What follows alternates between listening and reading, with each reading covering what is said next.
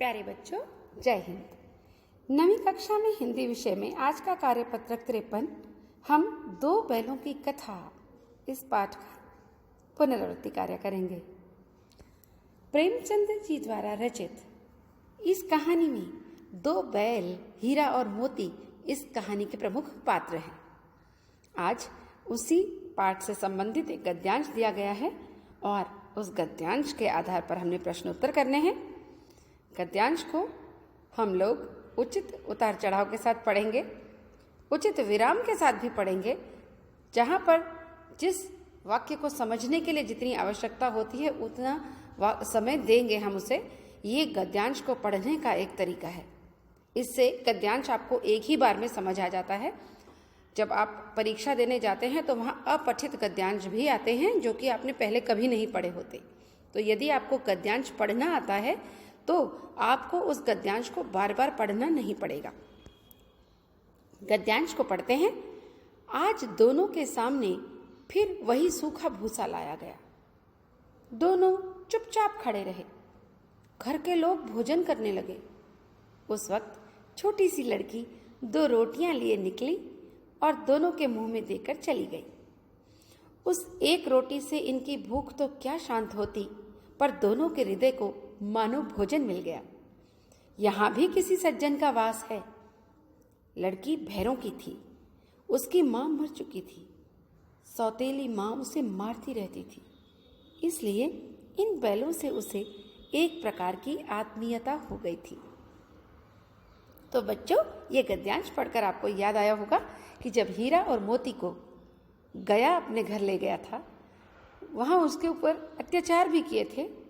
तब उन्हें बांधकर जब रखा गया था और उनके सामने सूखा भूसा डाल दिया गया था, तो दोनों चुपचाप खड़े रहे। उन्होंने उस भूसे की ओर नज़र तक नहीं उठाई, क्योंकि अपने मालिक झूरी के यहाँ उन्हें बहुत प्रेम और स्नेह मिलता था, भोजन मिलता था, और प्रेम और स्नेह से पगे हुए उस भोजन का बड़ी आनंद और से वो सेवन किया करते थे। तो यहाँ उन्हें मार भी पड़ी, उनके साथ बड़ा कटु व्यवहार भी किया गया और खाने के लिए सूखा भूसा डाल दिया गया। तो दोनों चुपचाप खड़े रहे। घर के लोग भी भोजन करने लगे, लेकिन उन्हें और कुछ नहीं दिया गया। तो उस वक्त एक छोटी सी लड़की आई थी जो कि भैरों की थी और दोनों के मुंह में उस एक एक रोटी का ग्रास देकर चली गई थी। अब इतने बड़े बैल के शरीर में एक रोटी भला क्या भूख शांत करती, लेकिन उनके हृदय को मानव भोजन मिल गया। यानी वो हृदय उनका तृप्त हो गया उस प्रेम और स्नेह से पगे हुए उस ग्रास को खाने से। और उन्होंने सोचा कि इस घर में कोई सज्जन भी रहता है।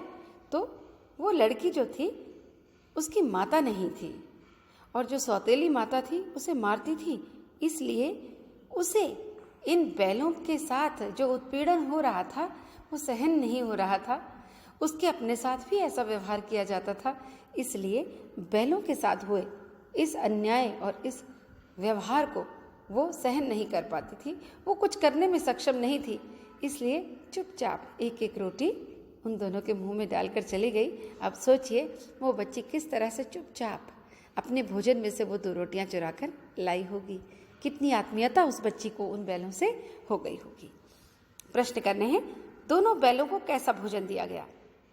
प्रश्न 2, बैलों को रोटियां किसने खिलाई? प्रश्न 3, उस एक रोटी से इनकी भूख तो क्या शांत होती, पर दोनों के हृदय को मानो भोजन मिल गया।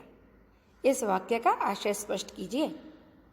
प्रश्न 4, छोटी लड़की के पिता का क्या नाम था? प्रश्न 5, लड़की को बैलों से आत्मीयता क्यों थी? बच्चों, ये पुनरावृत्ति का कार्यपत्रक है। आप इसको अपनी एक परीक्षा, अपने एक छोटे से यूनिट टेस्ट की तरह लीजिए। छोटे छोटे से प्रश्न हैं और आप इसको आधे घंटे के अंदर खत्म करके मुझे वापस भेज दीजिए। मैं चाहूँगी कि आधे घंटे के अंदर जब आप इसको मुझे भेजेंगे तो आपको खुद भी अंदाज हो जाएगा कि आप एक पठित गद्यांश पर कितना समय पेपर में लगाएंगे। तो जल्दी से इसे कीजिए और मुझे भेज दीजिएगा व्हाट्सएप नंबर पर। धन्यवाद।